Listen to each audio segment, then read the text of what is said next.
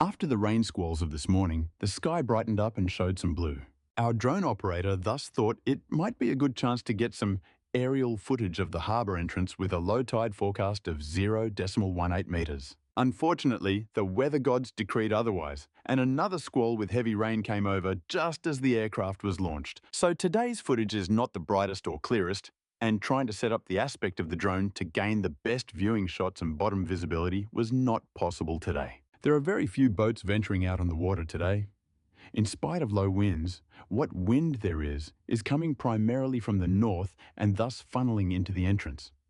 Combined with the rainy squalls, most of our boating community have sensibly opted for a day back on relatively dry land, planning their next expedition. The drone was rotated to have its backside facing the wind and thus try to protect the lens from rendering a blurred rain-streaked image. Tomorrow's forecast is indicating a 60% chance of showers in the morning, followed by a sunny afternoon.